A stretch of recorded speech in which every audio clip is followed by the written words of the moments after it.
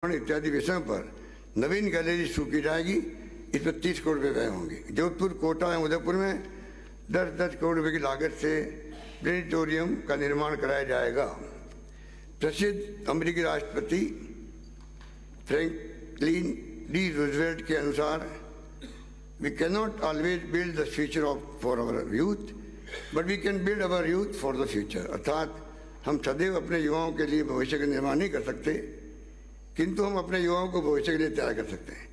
हमारे द्वारा युवाओं को विश्व स्तरीय शिक्षण सुविधा उपलब्ध कराने की दृष्टि से Rajasthan centre of advance technology, Rajiv Gandhi digital fintech university cum institute, Rajasthan institute of advance learning, institute of tropical diseases and virology एवं Mahatma Gandhi institute of governance and social sciences की स्थापना की जा रही है। अब मैं युवाओं को हेल्थ, फार्मेसी, एग्रीकल्चर और बायो इन्फॉर्मेटिक्स से संबंधित high and research and development एवं सर्टिफिकेट कोर्सेज कराने हेतु जयपुर में APJ Abdul Kalam institute of biotechnology की स्थापना किए जाने की घोषणा करता हूँ। इस पर 300 करोड़ रुपए का व्यय होगा। साथ ही प्रदेश की बायोडाइवर्सिटी तथा बायोटेक्नोलॉजी के क्षेत्र में निवेश, रोजगार की अपार संभावनाओं को देखते हुए बायोटेक्नोलॉजी पॉलिसी 2023 लाई जाना प्रस्तावित है। सिविल एविएशन में संभावनाओं के साथ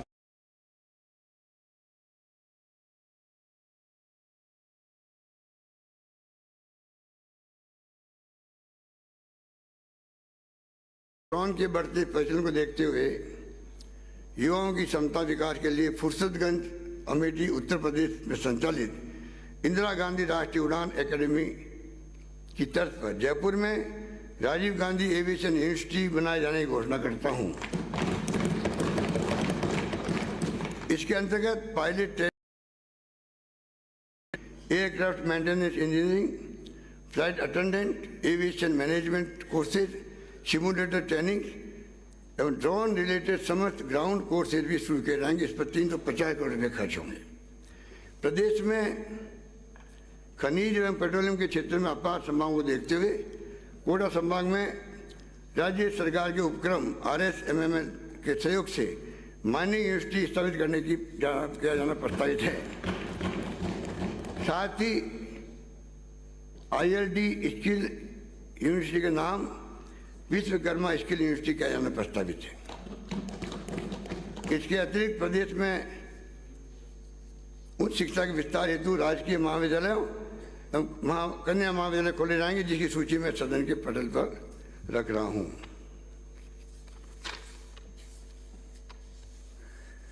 प्रदेश के कर राज्य के विकास में अपना योगदान दे सके, इस दृष्टि से विश्व के प्रसिद्ध उच्च शिक्षण संस्थानों में उन्हें अध्ययन के अवसर देने के लिए हमारे द्वारा Rajiv Gandhi scholarship for academic excellence योजना शुरू की गई। इसके तहत प्रतिवर्ष 200 होनहार विद्यार्थियों को वित्तीय सहायता दिए जाने का प्रावधान है। आगामी वर्ष इस योजना का दायरा बढ़ाते हुए 500 विद्यार्थियों को लाभान्वित किए जाने की घोषणा करता हूँ। युवाओं को उच्च शिक्षा के क्षेत्र में प्रोत्साहित करने, आर्थिक संबल प्रदान करने हेतु प्रदेश के राजकीय महाविद्यालयों के ऐसे शोधार्थी जो नेट स्लेट उत्तीर्ण है परंतु किसी प्रकार की फेलोशिप प्राप्त नहीं कर रहे हैं, उन सभी को शोध कार्य हेतु अधिकतम 3 वर्षों तक 20,000 रुपये प्रति माह फेलोशिप दी जाएगी। ऐसे शोधार्थी का जन कल्याणकारी योजनाओं के प्रभावी क्रियान्वयन इंटर्न के रूप में भी सहयोग लिया जा सकेगा। इस हेतु 25 करोड़ रुपये का प्रावधान करता हूँ। राजकीय महाविद्यालयों एवं विश्वविद्यालयों में अध्ययनरत शोधार्थियों को देश के प्रतिष्ठित उच्च शिक्षण संस्थानों एवं शोध संस्थानों के इनमें इंटर्नशिप, सेमिनार, वर्कशॉप, कॉन्फ्रेंस में सहभागिता के लिए 25,000 रुपये तक वित्तीय सहायता दी जाएगी।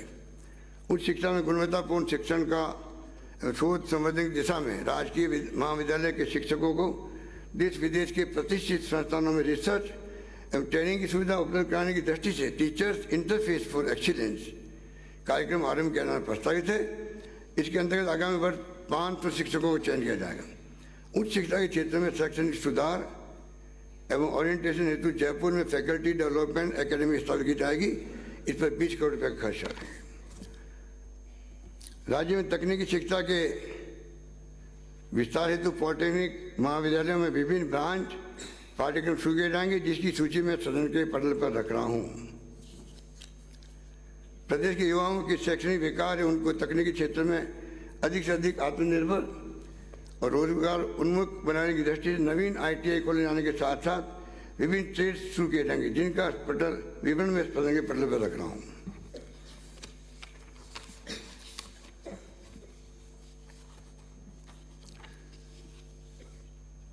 प्रदेश की उच्च एवं तकनीकी शिक्षण संस्थाओं में आवश्यकता अनुसार क्लासरूम, पुस्तकालय, ICT लैब निर्माण व रिपेयर एवं मेंटेनेंस के लिए 140 करोड़ रुपये का व्यय कराना प्रस्तावित है। अध्यक्ष महोदय, समाज की सही दिशा में विकास के लिए हमें अपनी भावी पीढ़ी को प्रारंभिक सही शिक्षा का उपहार देना होगा। मैं सदन को नोबेल शांति पुरस्कार व भारत रत्न से सम्मानित दक्षिण अफ्रीका के पूर्व राष्ट्रपति नेल्सन मंडेला का कथन याद दिलाना चाहूँगा। Education is the most powerful weapon which you can use to change the world. अर्थात शिक्षा सबसे शक्तिशाली हथियार है जिसका इस्तेमाल कर आप दुनिया को बदल सकते हैं। कालीबाई भील देवनारायण योजनाओं के अंतर्गत वर्तमान में बालिकाओं को 200 उपलब्ध कराई जा रही स्कूटियों की संख्या को 20,000 से बढ़ाकर 30,000 करने की मैं घोषणा करता हूँ।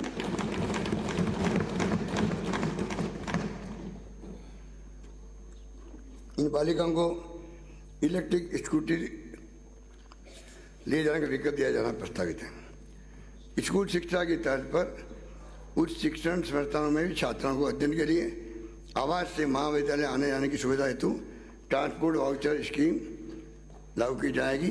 स्कूली विद्यार्थियों को रोडवेज में उनके शिक्षण संस्थान से निवास स्थान तक की दूरी दी जा रही छूट की परिधि को 50 किलोमीटर बढ़ाकर 75 किलोमीटर कराना प्रस्तावित है। वर्तमान में राइट टू एजुकेशन एक्ट के अंतर्गत वर्तमान कक्षा 8 से 8 तक विद्यार्थियों हेतु ही निःशुल्क शिक्षा का प्रावधान है।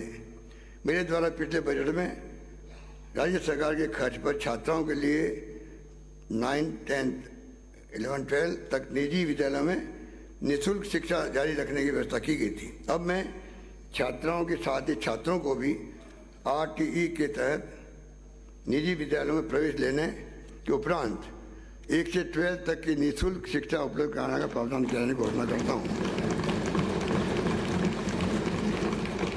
इस हेतु कक्षा 9 से 12 में शिक्षण के लिए फीस का पुनर्भरण राज्य सरकार द्वारा किया जाएगा।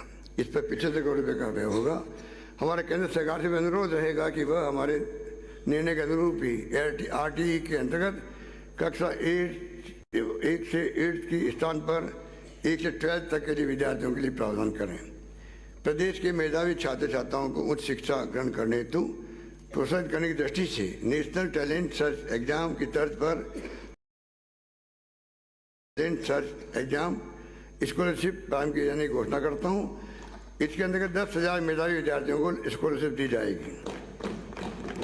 मैं आगामी वर्ष में भी इस वर्ष की भांति प्रदेश के समस्त राजकीय विद्यालयों के कक्षा 8 के विद्यार्थियों को निःशुल्क स्कूल यूनिफॉर्म दिए जाने की घोषणा करता हूँ। इस पर 560 करोड़ रुपये का व्यय होगा। प्रदेश में स्कूली विद्यार्थियों के अध्ययन सुविधा का विस्तार करने की दिशा में प्रदेश में 100 नवीन प्राथमिक विद्यालय खोले जाने के साथ ही 300 विद्यालयों को क्रमोन्नत किया जाएगा तथा 300 विद्यालयों में नवीन विषय खोले जाएंगे। राजकीय उच्च माध्यमिक विद्यालयों में कंप्यूटर विज्ञान ऐच्छिक विषय के रूप में लिए जाने का विकल्प दिया जाएगा।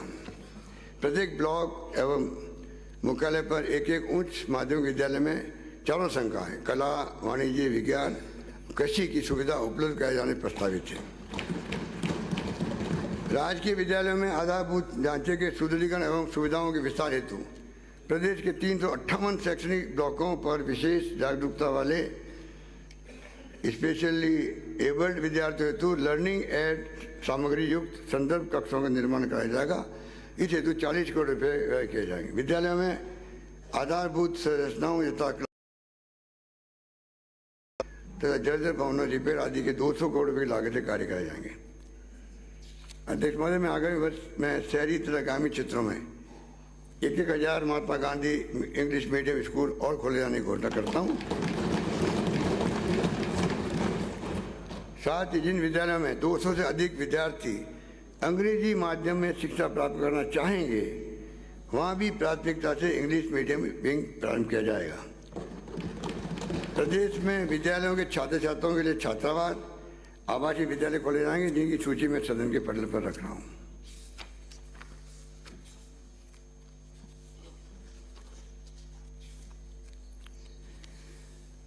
वैदिक संस्कृति के प्रोत्साहन एवं संरक्षण हेतु राज्य के 19 जिलों में वेद विद्यालय खोले गए तथा वर्ष 21-22 में बांसवाड़ा में वेद विद्यापीठ की स्थापना की गई। इसी कड़ी में अब शेष जिलों जोधपुर, गंगानगर, हनुमानगढ़, जैसलमेर, बाड़मेर, टोंक, सिरोही, पाली, प्रतापगढ़, अलवर, राजसमंद, बारा एवं जालौर में भी वेद विद्यालय खोले जाना प्रस्तावित है। हमारे द्वारा प्रदेश में खेलों के प्रति रुझान बढ़ाने प्रोत्साहन देने के लिए अभूतपूर्व कदम उठाए गए। हमने राष्ट्रीय अंतर्राष्ट्रीय प्रतियोगिताओं के पदक विजेताओं को आउट ऑफ टर्न पॉलिसी के तहत अब तक 229 युवाओं को 7 विभागों में नियुक्ति प्रदान की। भविष्य में पदक विजेता अपने खेल विशेष में युवाओं को भी प्रशिक्षित कर सके, इसके लिए इन्हें खेल विभाग में ही वरिष्ठता अनुरूप नियुक्ति दिया जाना प्रस्तावित है। साथ ही बच्चों और युवाओं को उच्च स्तरीय प्रशिक्षण प्रदान करने की दृष्टि से कोच के 100 पद सृजित किए जाएंगे। मेरे द्वारा बजट में घोषित ग्रामीण ओलंपिक खेलों का सफल आयोजन वर्ष 22-23 में किया गया। युवाओं द्वारा इन खेलों में बढ़ चढ़कर हिस्सा लिया गया। युवाओं के उत्साह एवं इन खेलों के सफल आयोजन को देखते हुए ध्यान में रखते हुए हमने शहरी ओलंपिक खेलों का आयोजन का निर्णय किया। इस प्रकार आगामी वर्ष संपूर्ण प्रदेश अर्थात शहरी व ग्रामीण क्षेत्रों के लिए राजीव गांधी ग्रामीण व शहरी ओलंपिक खेलों का आयोजन वृहद स्तर पर किया जाना प्रस्तावित है। इस पर 150 करोड़ रुपए खर्च होंगे। प्रदेश में बच्चों एवं युवाओं की रुचि खेल गतिविधियों में प्रारंभ से हो सके, इस दृष्टि में प्रत्येक संभाग में सलीम दुरानी आवासीय स्पोर्ट्स स्कूल स्थापित करने की घोषणा करता हूँ। इस पर 105 करोड़ रुपए की लागत आएगी। साथ ही स्टेडियम निर्माण के लिए 25 लाख रुपए की राशि MLA फंड 6,000 से दिए जाने पर 25 लाख रुपए की मैचिंग ग्रांट राज्य सरकार द्वारा दिए जाने का प्रावधान है। अब मैं इस मैचिंग ग्रांट की सीमा को बढ़ाकर 1 करोड़ रुपए करने की घोषणा करता हूँ। प्रदेश में उच्च स्तरीय खेल सुविधाओं उपलब्ध कराने के उद्देश्य से इस खेल स्टेडियम, खेल एकेडमी स्थापित करने के साथ साथ विभिन्न खेल सुविधाएं विकसित की जाएगी, जिसका विवरण मैं सदन के पटल पर रख रहा हूँ। प्रदेश के युवाओं को देश के लोकप्रिय पूर्व प्रधानमंत्री भारत रत्न श्री राजीव गांधी के कार्यों से प्रेरणा लेना तथा भारतीय कलाओं से रूबरू कराने के उद्देश्य से Rajiv Gandhi national youth exchange programme शुरू किया जाएगा। इसके तहत आगामी वर्ष 10,000 युवाओं को उत्तर पूर्वी नॉर्थ ईस्ट राज्यों सहित संपूर्ण देश में एक्सपोजर विजिट के लिए भेजा जाएगा। साथ ही जिला एवं राज्य स्तरीय युवा महोत्सव आयोजित किए जाने प्रस्तावित है। इस पर 75 करोड़ रुपये खर्च होंगे। राष्ट्रीय युवा पुरस्कार प्राप्तकर्ता, राष्ट्रीय स्तर पर सांस्कृतिक प्रतियोगिताओं में प्रथम विजेता, राष्ट्रीय स्तर पर पुरस्कृत राष्ट्रीय सेवा योजना NSS NCC कैडेट्स व स्काउट गाइड को रोडवेज बसों में निःशुल्क यात्रा सुविधा उपलब्ध कराई जाएगी। साथ ही चरणबद्ध रूप से प्रदेश के समस्त सरकारी उच्च माध्यमिक विद्यालयों में NSS NCC scout and guide की गतिविधियां प्रारंभ करना प्रस्तावित है। चिकित्सा एवं साथ माननीय अध्यक्ष महोदय, मुझे सदन को अवगत कराते हुए अत्यंत हर्ष का अनुभव हो रहा है कि हमारा प्रदेश निःशुल्क यूनिवर्सल हेल्थ केयर उपलब्ध कराने वाला देश का एकमात्र राज्य बन गया है। निरोगी राजस्थान के संकल्प को साकार करने के लिए हमारे द्वारा शुरू की गई मुख्यमंत्री चिरंजीवी स्वास्थ्य बीमा योजना के अंतर्गत वर्तमान में 3,700 करोड़ रुपए व्यय कर लगभग 1,38,00,000 परिवारों को 10 लाख रुपए का निःशुल्क चिकित्सा का लाभ सरकारी के साथ साथ एमपैनल्ड प्राइवेट हॉस्पिटल में भी मिल रहा है। इस योजना में lungs, bone marrow, kidney, liver, heart आदि ट्रांसप्लांट 10 लाख रुपए की सीमा के अतिरिक्त राज्य सरकार के ही खर्च पर निःशुल्क किए जाते हैं। अभी तक इस योजना के अंतर्गत 32 लाख से अधिक लोगों को IPD में निःशुल्क इलाज प्राप्त हो चुका है। यह हमारे लिए विकसित देश में भी ओबामा हेल्थ केयर योजना पूरी तरह सफल नहीं हो सकी, वहीं हमारी सरकार की चिरंजीवी योजना सही मायने में जीवनदायिनी साबित हुई है।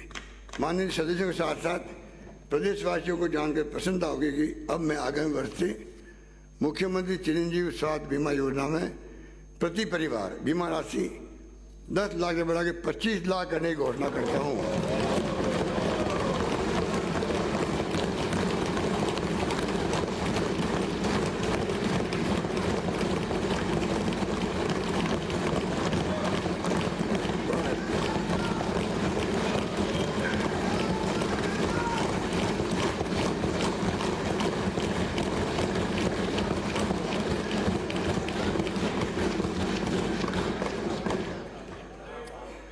इसके साथ ही वर्तमान में इस लाभ को निःशुल्क प्राप्त करने वाले परिवारों का दायरा बढ़ाते हुए सभी EWS परिवारों को भी चिरंजीवी योजना का लाभ निःशुल्क दिया जाना प्रस्तावित करता हूँ।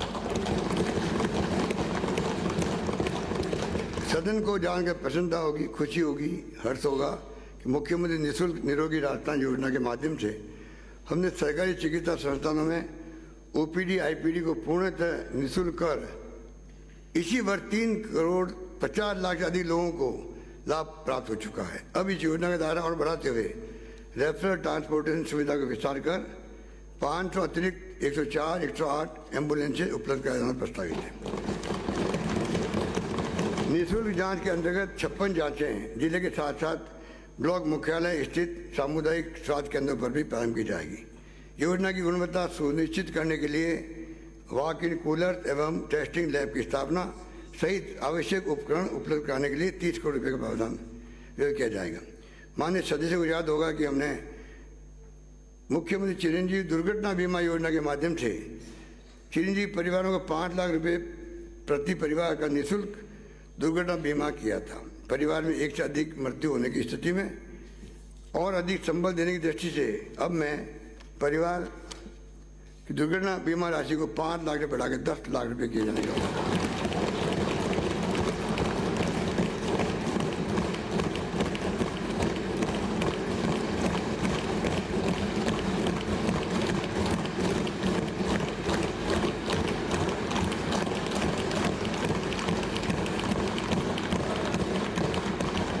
माननीय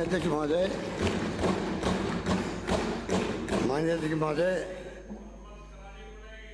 अभी तो शुरुआत ट्रेलर है। अभी तो स्वास्थ्य मंत्री बैठे हुए 1 2 बोल नहीं रहे हैं।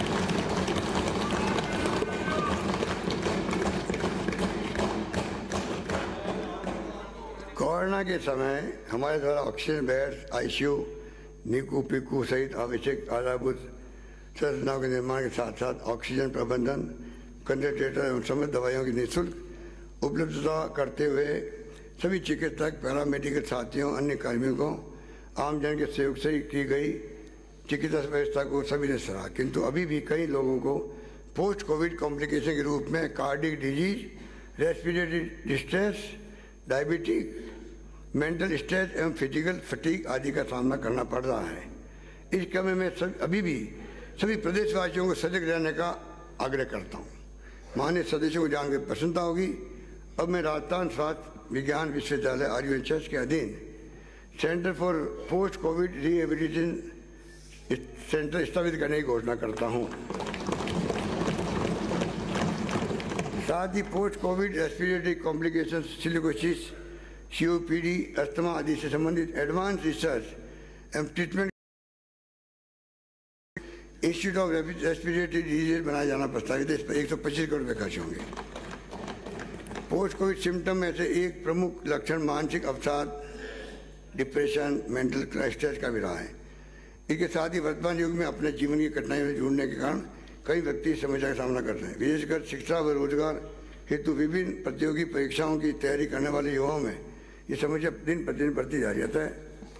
मानसिक तनाव अवसाद से बचाने इसका सामना करने के लिए जयपुर, जोधपुर और कोटा में साइकोलॉजिकल काउंसलिंग सेंटर प्रारंभ किया जाना प्रस्तावित है। इस पर 20 करोड़ रुपये का व्यय होगा। साथ ही प्रदेश की से मुक्ति दिलाने की दृष्टि से गंगानगर, हनुमानगढ़, भरतपुर, धौलपुर, सवाईमाधोपुर, करौली, कोटा एवं अजमेर सहित 15 स्थानों पर 20 करोड़ रुपये की लागत से नशा मुक्ति केंद्र खोला जाना प्रस्तावित है।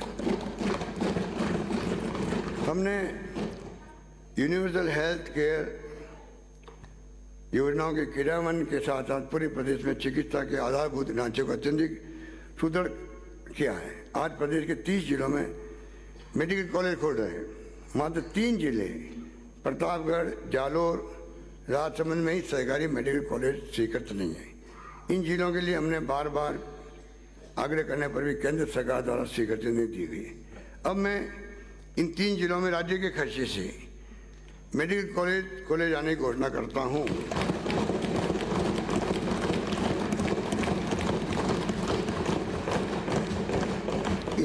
इस पर लगभग 1000 करोड़ रुपए का व्यय होगा। प्रदेश के अत्यधिक भौगोलिक क्षेत्र में मेडिकल कॉलेजेस की बढ़ती हुई संख्या को देखते हुए गुणवत्तापूर्ण शिक्षण एवं हाई एंड रिसर्च सुनिश्चित करने की दृष्टि से RUHS के अतिरिक्त जोधपुर में मारवाड़ मेडिकल यूनिवर्सिटी स्थापित करने की घोषणा करता हूं। इसमें 500 करोड़ रुपये का लागत आएगी। प्रदेश में जयपुर के स्वामी मानसिंह चिकित्सा महाविद्यालय, RUHS, जोधपुर के मोतीलाल माथुर चिकित्सालय सहित अन्य मुख्य चिकित्सा महाविद्यालयों में, अस्पतालों में टर्सरी केयर चिकित्सा एवं अन्य स्वास्थ्य सुविधाओं का विस्तार किया जाएगा, जिसका विवरण मैं सदन के पटल पर रख रहा हूँ।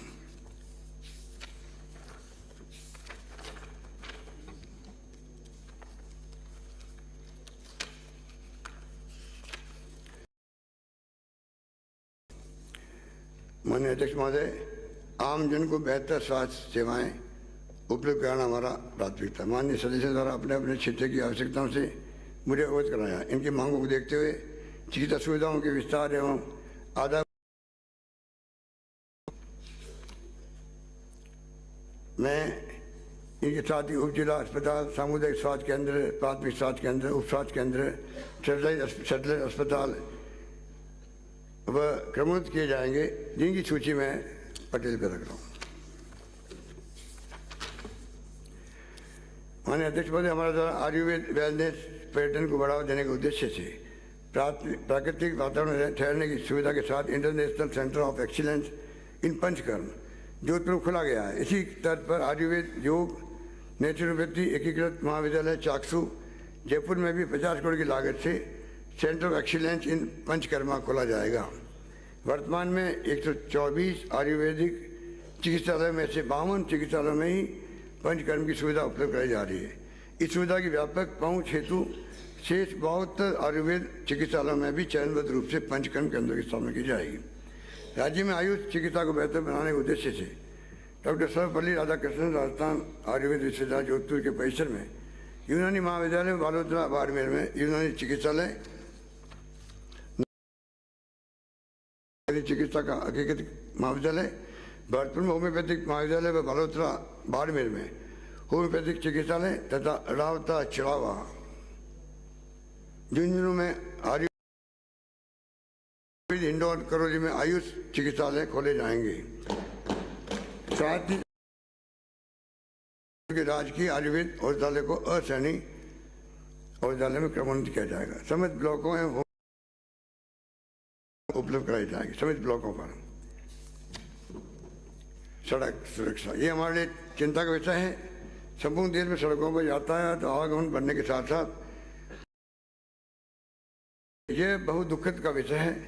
दुख का विषय कि प्रदेश में सड़क दुर्घटनाओं से प्रतिवर्ष लगभग 10,000 लोगों की मृत्यु हो जाती है। यद्यपि हमने सड़क सुरक्षा को प्रभावी करने की दृष्टि से मुख्यमंत्री रक्षा योजना लागू करने, स्टेट रोड सेफ्टी इंस्टीट्यूट का गठन तथा इंटीग्रेटेड ट्रैफिक मैनेजमेंट सिस्टम विकसित करने से ठोस कदम उठाए, किंतु अभी भी इस दिशा में और अधिक कार्य करने की आवश्यकता है। अतः आगामी वर्ष जिला स्तर पर रोड सेफ्टी टास्क फोर्स का गठन, टास्क फोर्स में प्रशासन, पुलिस, परिवहन और PWD के अधिकारी सम्मिलित होंगे। समस्त बाल वाहिनियों, स्कूल बसेज में अनिवार्य रूप से कैमरे लगाए जाने प्रावधान करना प्रस्तावित है। जयपुर, जोधपुर में राजकीय ऑटोमेटेड फिटनेस टेस्टिंग स्टेशन खोले जाएंगे। चिकित्सा महाविद्यालय उदयपुर, बीकानेर, चूरू, पाली, सीकर, बाड़मेर के साथ साथ इटावा, कोटा, बिच्छीवाड़ा, डूंगरपुर, खींवसर, नागौर, निवाई, टोंक, भील, कुआ, कुशलगढ़, बांसवाड़ा तथा शाहपुरा जयपुर में ट्रॉमा सेंटर की लगभग 30 करोड़ रुपए की लागत से स्थापित किए जाएंगे। साथ ही समस्त चिकित्सा महाविद्यालय में गंभीर घायलों को प्राथमिकता के साथ उपचार करने के लिए ट्रॉमा ट्राइएज प्रोटोकॉल की प्रभावी अनुपालना सुनिश्चित की जाएगी। अध्यक्ष महोदय, शुद्ध के लिए युद्ध ये हमारे लिए बहुत ही महत्व का विषय रहा हमेशा। इसके लिए प्रदेश की जनता को गुणवत्तापूर्ण खाद्य सामग्री मिले, इसलिए हमने निर्णय किया कि मिलावटखोरों को किसी भी कीमत बख्शा नहीं जाएगा। उनके विरुद्ध नियमित रूप से कड़ी कार्रवाई की जाएगी। साथ ही शुद्ध के लिए युद्ध मात्र एक अभियान तक सीमित न रहे, इस हेतु खाद्य सुरक्षा एवं औषधि नियंत्रण आयुक्तालय की स्थापना करने के साथ साथ 250 से अधिक फूड सेफ्टी ऑफिसर के पद स्वीकृत किए जा चुके हैं तथा आवश्यक टेस्टिंग संसाधन भी उपलब्ध कराए गए हैं। इस व्यवस्था को और अधिक सुदृढ़ करने तथा उपभोक्ता संरक्षण की दृष्टि से राज्य स्तर पर फूड सेफ्टी तथा ड्रग कंट्रोल कार्यालयों का एकीकरण कर स्थापित commissionerate of food safety and drug control की तर्ज पर जिला स्तर पर भी food safety and drug control officer की स्थापना करना प्रस्तावित है। इसके साथ ही फूड सिक्योरिटी सेफ्टी ऑफिसर के 100 नए पद भी सृजित करने की घोषणा करता हूँ। इसके प्रत्येक जिले में मोबाइल टेस्टिंग लैब उपलब्ध कराए जाने प्रस्तावित है। राशन की दुकानों पर डिजिटल वे ब्रिजेज उपलब्ध कराकर उन्हें point of sale post machine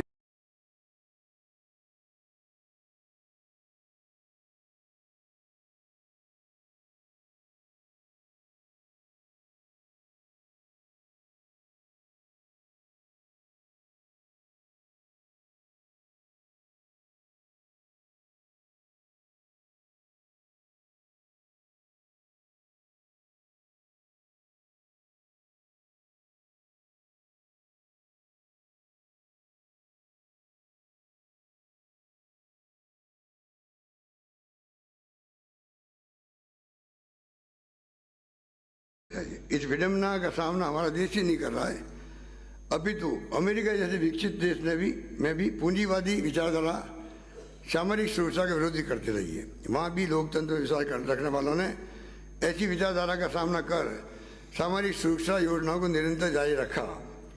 मैं सदन को अमेरिका के पहले अश्वेत राष्ट्रपति मिस्टर बराक ओबामा का यह कथन याद दिलाना चाहूँगा जिसमें उन्होंने सामरिक सुरक्षा के महत्व को दोहराने के साथ साथ सामरिक सुरक्षा फंड्स को बाजार में निवेश करने पर भी पुरजोर विरोध किया था, जैसे वो एनपीएस का मामला है, ओपीएस के साथ में वो भावना इसमें ही आ रही। उन्होंने 14 अगस्त 2010 को कहा था 75 ईयर एगो, 14 अगस्त 2010 के 75 साल पहले, in the midst of the Great Depression, Franklin Roosevelt signed Social Security into law, laying a cornerstone in the foundation of America's middle class, and assuring generation of America's seniors that after a lifetime of hard work, they would have a chance to retire with dignity.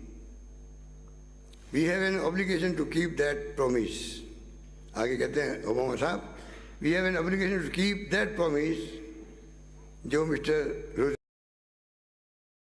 safeguard social security for our seniors, people and disabilities and all Americans today, tomorrow and forever.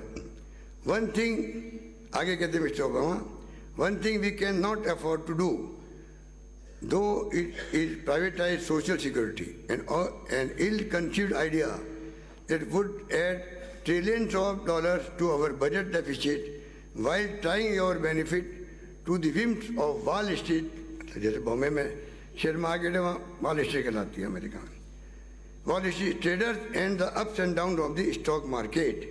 I will fight with everything I have got to stop those who would gamble your social security on Wall Street. अध्यक्ष महोदय, ये हमारी theme है और इसी theme पे हम भी चलना चाहते हैं जो मिस्टर बराक ओबामा ने कहा। श्री बराक ओबामा को दिनांक 14 अगस्त 10 के कथन का सारांश में हिंदी में पढ़ रहा हूँ। आज से 75 साल वर्ष पूर्व 14 अगस्त 1935 को फ्रैंकलिन रूजवेल्ट ने सामरिक सुरक्षा को कानून का रूप देते हुए अमेरिका के मध्यम वर्ग के लिए आधारशिला रखी थी, जिससे वह सुनिश्चित हो सका कि वृद्धजन उम्र भर कठिन परिश्रम करने के बाद सत्सम्मान सेवानिवृत्त हो सके।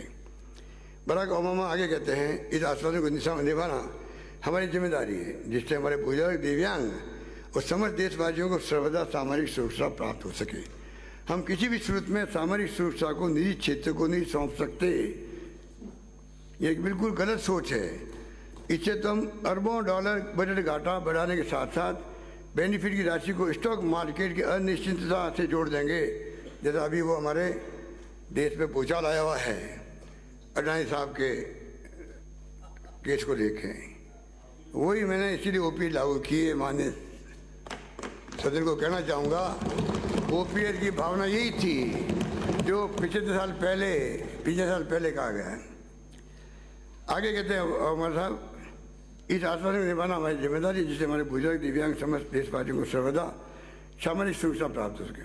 और आगे कहा है, हम किसी भी सूरत में सामरिक सुरक्षा को निजी क्षेत्र को नहीं सौंप सकते। ये बिल्कुल गलत सोच है।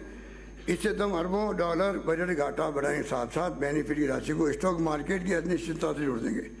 मैं पूरा जोर लगाकर ऐसे लोगों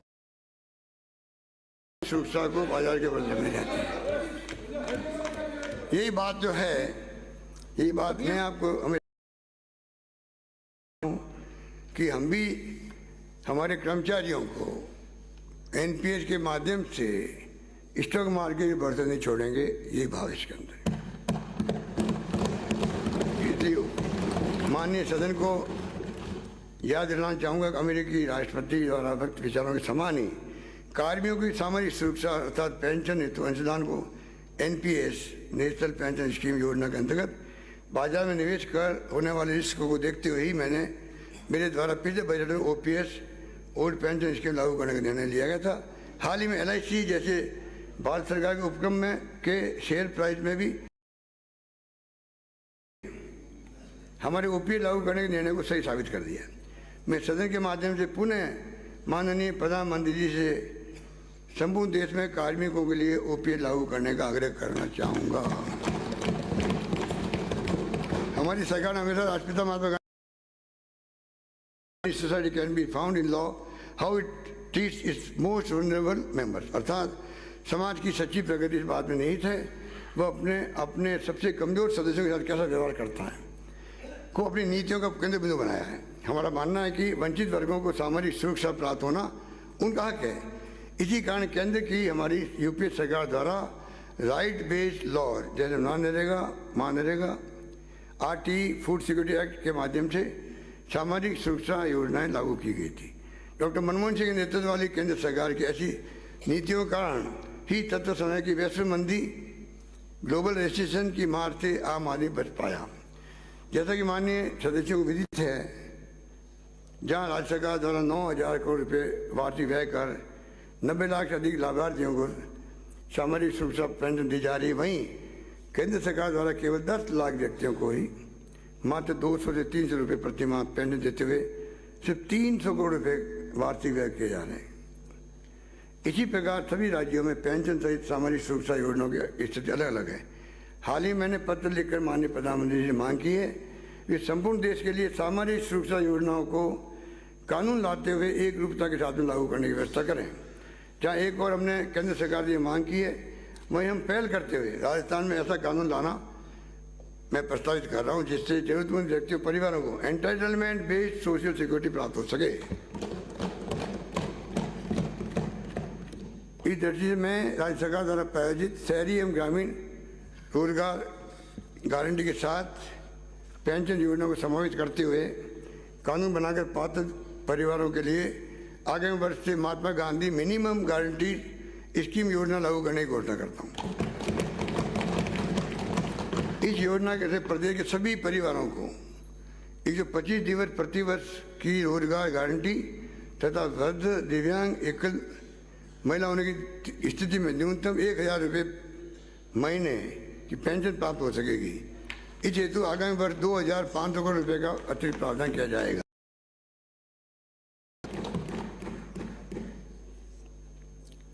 अतिरिक्त व्यय किया जाना प्रस्तावित तो इस प्रकार है, महात्मा गांधी ग्रामीण रोजगार गारंटी योजना में 100 दिवस पूर्ण करने वाले परिवारों को अब राजस्थान में स्थायी रूप से 25 दिवस का अतिरिक्त रोजगार कथोड़ी शहरिया विशेष योग्यजन को भी स्थायी रूप से 100 दिवस के स्थान पर 200 रुपये का रोजगार मिल सकेगा हमेशा के लिए। इंदिरा गांधी शहरी रोजगार गारंटी योजना के तहत प्रति परिवार 100 दिवस से बढ़ाकर 125 दिवस का रोजगार प्राप्त हो सकेगा।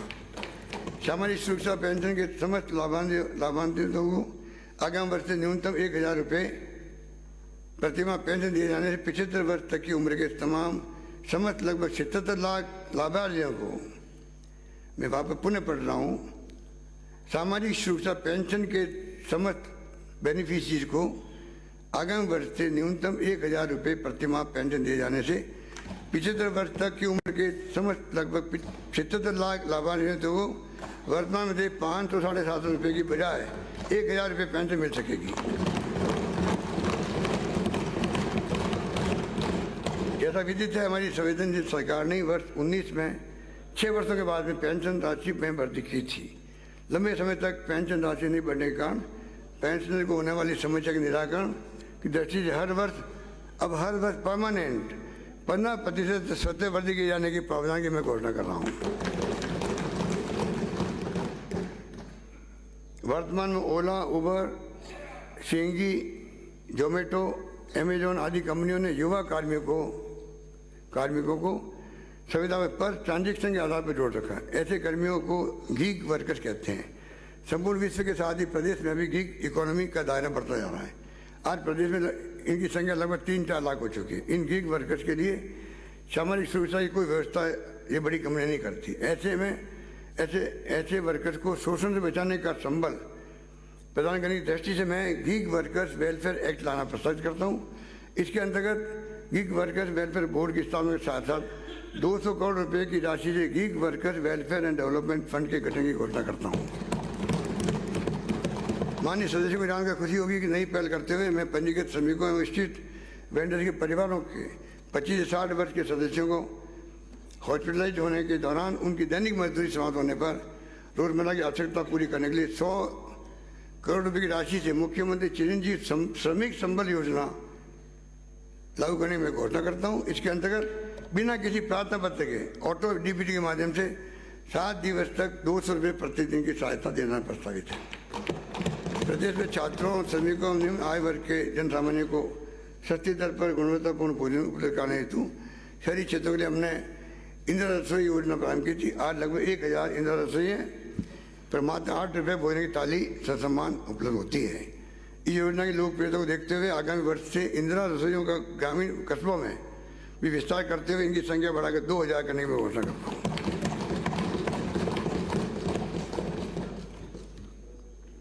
इस योजना पर 700 करोड़ रुपए का वार्षिक व्यय होगा। हमने विभिन्न वंचित वर्गों को संबल प्रदान करने की दृष्टि से इनके कल्याण और उत्थान के लिए भी कोष गठित किए थे, जिनके सार्थक परिणाम सामने आए हैं। इसे और अधिक गति देने, त्वरित का रूप देने प्रदान करने की दृष्टि से मैं SC/ST विकास कोष की राशि को 500 करोड़ रुपये से बढ़ा करके 1000 करोड़ रुपये करना प्रस्तावित करता हूँ। साथ ही OBC, MBC, EWS एवं अल्पसंख्यक विकास कोषों की राशि भी 200 करोड़ रुपये किया जाना प्रस्तावित करता हूँ। सफाई कर्मचारियों के विकास के लिए गठित वाल्मीकि कोष की राशि 20 करोड़ से बढ़ाकर 100 करोड़ रुपये किया जाना प्रस्तावित करता हूँ। साथ ही समाज के व्यक्तियों को प्राथमिकता से रोजगार के अवसर प्रदान करने के लिए आगामी 2 वर्षों में लगभग 30,000 सफाई कर्मचारियों की भर्ती की जाएगी।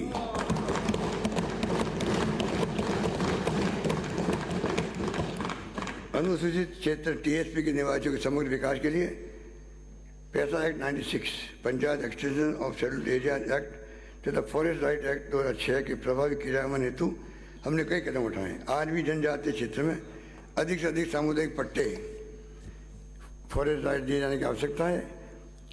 इन कार्यों को और आगे बढ़ा ले जाने के साथ साथ स्थानीय ग्राम सभा को सशक्त करने की दृष्टि से मैं पैसा implementation and monitoring task force के गठन की घोषणा करता हूँ। इसके लिए 20 करोड़ रुपये का कॉर्पस फंड बनाया जाना प्रस्तावित है। आगामी वर्ष भी मुख्यमंत्री दिव्यांग स्कूटी योजना के अंतर्गत 5000 स्कूटी वितरण किया जाना प्रस्तावित है। साथ ही मैं अल्प आय वर्ग के पात्र विशेष योग्यजनों को स्वरोजगार हेतु आर्थिक सहायता, आवश्यक कृत्रिम अंग, उपकरण यथा ट्राईसाइकिल, व्हील चेयर, वैसाखी, कैलीपर, श्रवण यंत्र स्त्री के लिए 10,000 रुपये प्रति 10,000 रुपये तक की आर्थिक सहायता बढ़ाकर 20,000 रुपये किए जाने की मैं घोषणा करता हूँ। इससे 50,000 दिव्यांग लाभान्वित होंगे। इसमें 75 करोड़ रुपये का व्यय आएगा। विशेष योग्यजनों को विशेष बेहतर शैक्षिक वातावरण सुविधाएं उपलब्ध कराने हेतु जयपुर स्थित बाबा आमटे दिव्यांग विश्वविद्यालय के अंतर्गत centre of excellence for assistive technology की स्थापना 25 करोड़ की लागत से किया जाना प्रस्तावित है। बाबा आमटे दिव्यांग विश्वविद्यालय की तर्ज पर जोधपुर में महात्मा गांधी दिव्यांग विश्वविद्यालय स्थापित करने की मैं घोषणा करता हूँ। इसके लिए 25 करोड़ रुपये की सहायता का प्रावधान किया जाएगा। साथ ही आगामी वर्ष कोटा, भरतपुर और उदयपुर में विशेष योग्यजन महाविद्यालय खोले जाएंगे। दिव्यांगों हेतु संचालित एडेड एजुकेशन इंस्टीट्यूशन में ब्रेल पुस्तकें, प्ले एलिमेंट उपलब्ध कराने के लिए 15 करोड़ रुपये व्यय किया जाना प्रस्तावित है। साथ ही इन संस्थाओं के कार्मिकों के मानदेय में वार्षिक वृद्धि 15% वृद्धि की जाएगी। अल्पसंख्यकों के उत्थान हेतु छात्रों के निर्माण सहित अन्य सुविधाएं विकसित की जाएगी, जिसका विवरण मैं सदन के पटल पर रख रहा हूँ।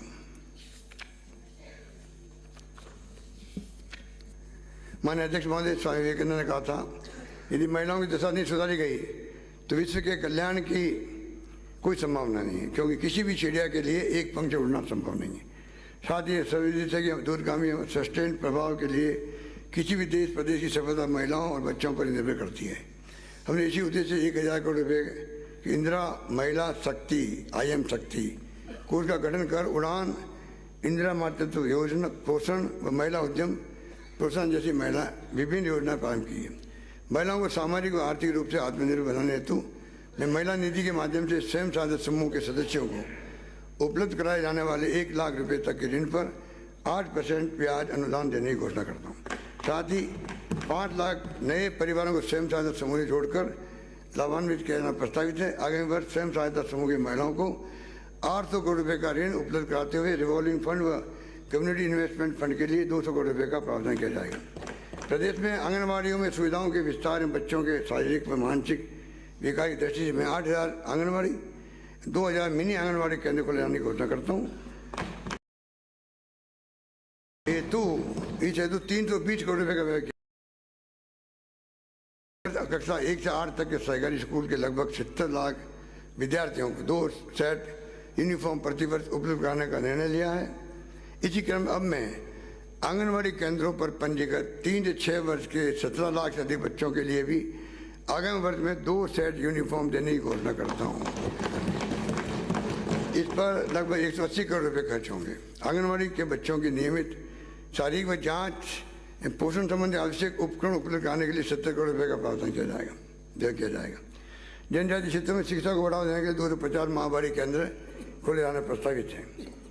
कामकाजी महिलाओं की सुरक्षा की दृष्टि से उनके रहने की सुविधा हेतु संभाग मुख्यालय पर 100 एवं जिला मुख्यालय 50 महिलाओं के लिए Indira Gandhi working women hostel बनाए जाने की घोषणा करता हूँ। इस पर 70 करोड़ रुपये का व्यय होगा। साथ ही कामकाजी महिलाओं के शिशुओं की देखभाल हेतु मैं प्रियदर्शनी देता हूँ। इसके अंतर्गत लगभग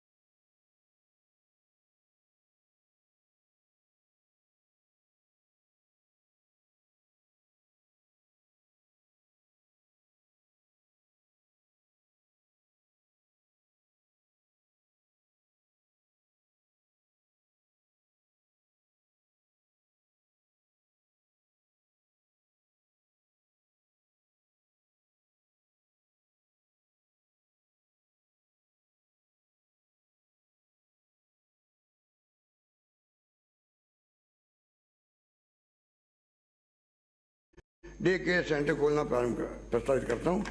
इसके अंतर्गत लगभग 60 करोड़